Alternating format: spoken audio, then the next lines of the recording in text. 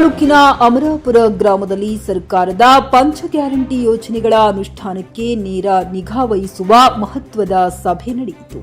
Guarantee ಯೋಜನೆಗಳ ನಡಿ ಗ್ರಾಮ ಪಂಚಾಯಿತಿ ಕಡೆ ಕಾರ್ಯಕ್ರಮದ ಅಡಿ ಗ್ರಾಮ ಮಟ್ಟದಲ್ಲಿ ಜನರ ಅಹವಾಲು ಕೇಳಿ ಸಮಸ್ಯೆಗಳಿಗೆ ಉತ್ತರ ಕೇಳುವ ಪ್ರಯತ್ನಕ್ಕೆ ವೇದಿಕೆ ಸಿದ್ಧವಾಯಿತು.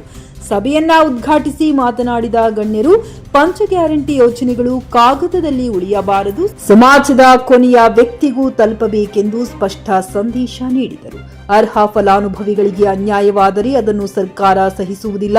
ಗೃಹಲಕ್ಷ್ಮಿ ಯೋಜನೆಯ ಹಣ ಅರ್ಹ ಮಹಿಳೆಯರ ಖಾತೆಗೆ ಹಂತ ಹಂತವಾಗಿ ಜಮಾ ಆಗುತ್ತಿದ್ದು, ಯಾವುದೇ ತಾಂತ್ರಿಕ ಸಮಸ್ಯೆಗಳಿದ್ದರೂ ಶೀಘ್ರದಲ್ಲೇ ಪರಿಹರಿಸಲಾಗುವುದೆಂದು ಭರವಸೆ ನೀಡಿದರು. ಸಭೆಯಲ್ಲಿ ಗೃಹಲಕ್ಷ್ಮಿ, ಯುವ ನಿಧಿ, ಗೃಹ ಜ್ಯೋತಿ ಮತ್ತು ಅನ್ನಭಾಗ್ಯ ಯೋಜನೆಗಳ ಪ್ರಗತಿಯನ್ನ ಅಧಿಕಾರಿಗಳು ವಿವರಿಸಿದರು. ಕಾರ್ಯಕ್ರಮದಲ್ಲಿ ಜನಪ್ರತಿನಿಧಿಗಳು, ಕಾಂಗ್ರೆಸ್ ಮುಖಂಡರು, ಪಂಚಾಯಿತಿ ಸದಸ್ಯರು ಮತ್ತು ಗ್ರಾಮಸ್ಥರು ಹೆಚ್ಚಿನ ಸಂಖ್ಯೆಯಲ್ಲಿ ಪಾಲ್ಗೊಂಡಿದ್ದರು. ಬ್ಯೂರೋ ರಿಪೋರ್ಟ್, ಅಸ್ಲಾಂ ಭಾಷಾ, ನ್ಯೂಸ್ 24 ಕನ್ನಡ, ಬಳ್ಳಾರಿ.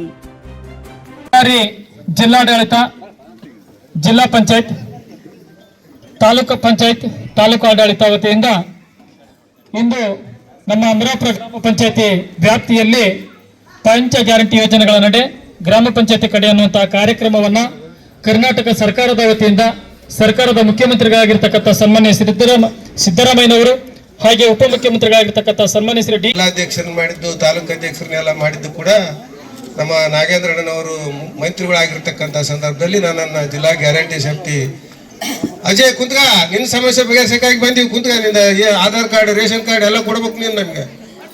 ಕುತ್ಕೊಳ್ರಿ, ತಗೊಂಬರ್ರಿ. ಈ ರೀತಿ ಸಮಸ್ಯೆ ಇದ್ದವ್ರು ವಿತ್ ರೆಕಾರ್ಡ್ ನೋಡಿ, ಯಾವ್ದಾದ್ರು ಬೇರೆ ಸ್ಕೀಮ್ನಾಗ ನಿಮ್ಮ ಮನೆ ಬಾಗಿಲಿಗೆ ಬಂದು ನಿಮ್ದು ಏನಾದ್ರೂ ಸಮಸ್ಯೆ ಐತಾ ಅಂತ ಕೇಳಿರ್ತಕ್ಕಂಥ ಯಾವ್ದಾದ್ರು ಸರ್ಕಾರ ನೀವು ನೋಡಿದೀರಾ ಇದುವರೆಗಾಗಿ?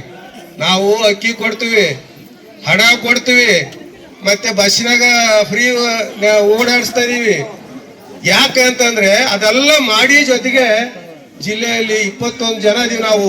ಬಳ್ಳಾರಿ ಜಿಲ್ಲೆಯಲ್ಲಿ ಒಬ್ಬ ಅಧ್ಯಕ್ಷ, 5 ಮಂದಿ ಉಪಾಧ್ಯಕ್ಷ, ಇನ್ನ 14 ಜನ ಮೆಂಬರು, ತಾಲೂಕಿನಲ್ಲಿ 14 ಜನ ಮೆಂಬರು, ಒಬ್ಬ ಅಧ್ಯಕ್ಷ, ಮತ್ತೆ ನಮ್ಮ ಆಫೀಸರ್ಗಳು.